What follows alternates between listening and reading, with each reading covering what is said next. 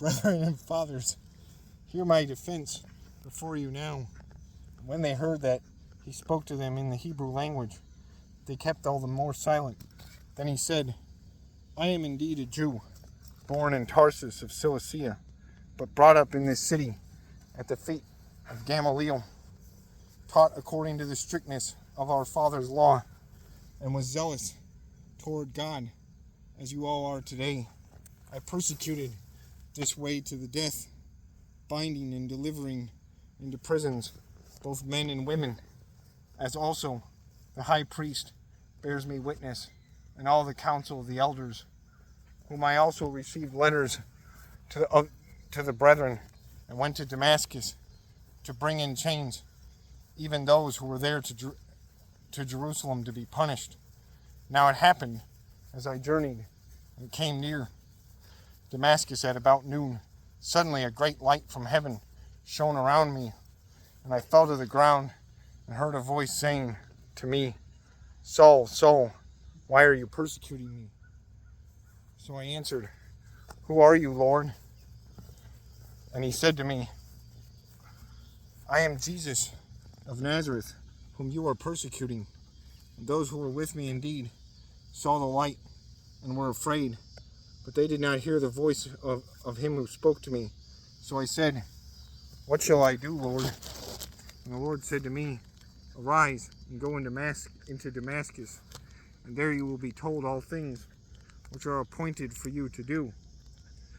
And since I could not see for the glory of that light, being led by the hand of those who were with me, I came into Damascus. Then a certain Ananias, a devout man, according to the law, having a good testimony with all the Jews who dwelt there, came to me, and he stood and said to me, Brother Saul, receive your sight.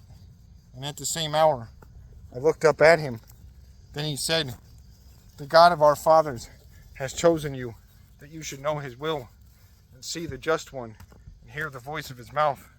For you will be witness to all men of what you have seen and heard. And now why are you waiting? Arise and be baptized, and wash away your sins, calling on the name of the Lord. Now it happened, when I returned to Jerusalem and was praying in the temple, that I was in a trance, and saw him saying to me, Make haste and get out of Jerusalem quickly, for they will not receive your testimony concerning me. So I said, Lord, they know that in every synagogue I imprisoned and beat those who believe on you.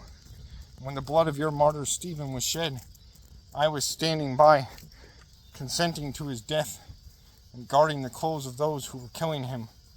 Then he said to me, Depart, for I will send you far from here to the Gentiles. And they listened to him until this word.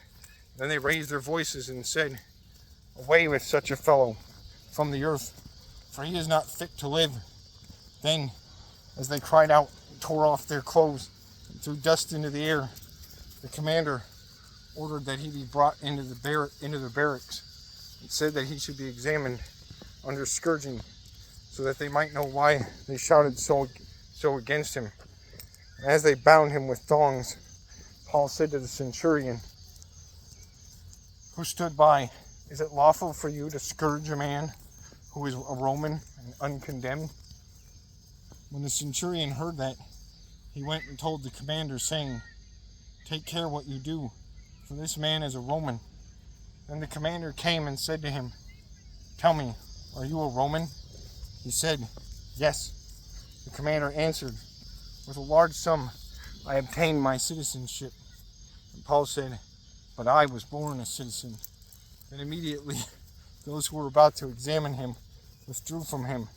And the commander was also afraid after he found out that he was a Roman, because he had bound him.